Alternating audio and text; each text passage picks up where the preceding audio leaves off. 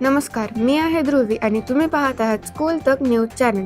रविवारी ग्लासगो येथील ओव्हिओ हायड्रो येथे एक भव्य समारंभाने 2026च्या राष्ट्रकुल क्रीडा स्पर्धांची सांगता झाली. यावेळी यजमान शहराने 2030 मध्ये अहमदाबाद येथे होणाऱ्या स्पर्धांच्या शताब्दी आवृत्तीच्या पार्श्वभूमीवर राष्ट्रकुल क्रीडा स्पर्धेचा ध्वज अधिकृतपणे भारताकडे सोपवला. गुजरातचे उपमुख्यमंत्री हर्ष सांघवी यांच्याकडे क्रीडा स्पर्धेचा ध्वज प्रतिकात्मकरित्या सोपवल्याने राष्ट्रकुल क्रीडा स्पर्धांच्या शताब्दी आवृत्तीचे यजमानपद भूषवण्यासाठी भारताच्या तयारीची अधिकृत सुरुवात झाली. ऑस्ट्रेलियानंतर दोनदा या स्पर्धांचे यजमानपद भूषवणारा भारत हा केवळ दुसरा देश ठरेल. स्कॉटिश संस्कृतीच्या सादरीकरणाने या समारंभाची सुरुवात झाली. यात आंतरराष्ट्रीय स्तरावर ख्यातीप्राप्त रॉक बँड, सिम्पल माइंड्स, नृत्य समूह, डायव्हर्सिटी आणि इतर स्थानिक कलाकारांनी सादरीकरण केले आणि या 11 दिवसीय क्रीडा स्पर्धेची सांगता झाली. अधिकृत हस्तांतरणानंतर भारताने 18 मिनिटे 27 सेकंदाचे सांस्कृतिक सादरीकरण केले.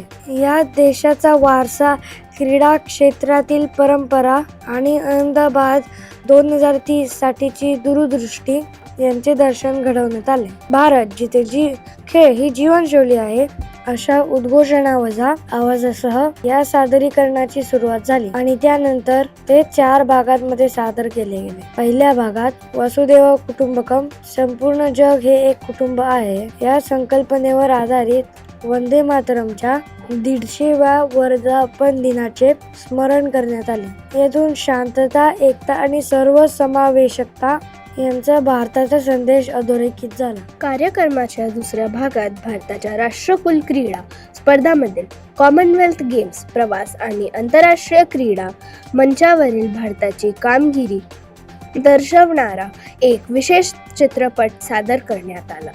त्यानंतर भारतीय संगीतकार ऋषभ शर्मा आणि स्कॉटिश कलाकार रॉस एन्स्ली यांच्यात संगीताचा एक अनोखा संगम, म्युझिकल कोलॅबोरेशन सादर झाला. भारतीय आणि स्कॉटिश संगीत परंपराच्या या मिलाफातून ग्लासगो ते अहमदाबाद अशा क्रीडा स्पर्धांच्या प्रवासाचे प्रतीक साकारले गेले. कार्यक्रमाच्या सांगता सत्रात शंकर महादेवन, ऋषभ शर्मा आणि भूमी त्रिवेदी यांनी सादरीकरण केले. त्यांच्या या सादरीकरणासोबत भारताच्या सांस्कृतिक विविधतेचे दर्शन घडवणारी दृश्ये आणि नृत्यरचना, कोरिओग्राफी सादर करण्यात आली.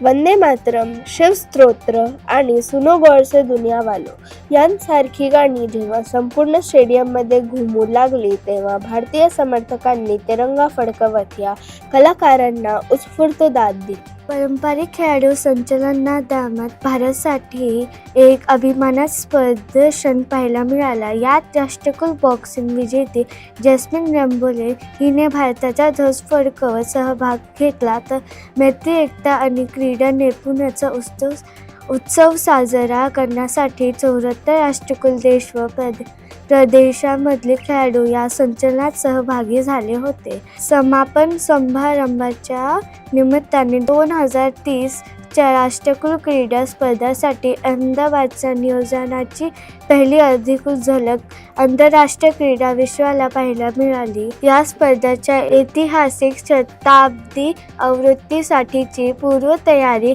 अधोरेखित झाली. धन्यवाद आणि पाहत रहा स्कूल तक न्यूज चॅनल.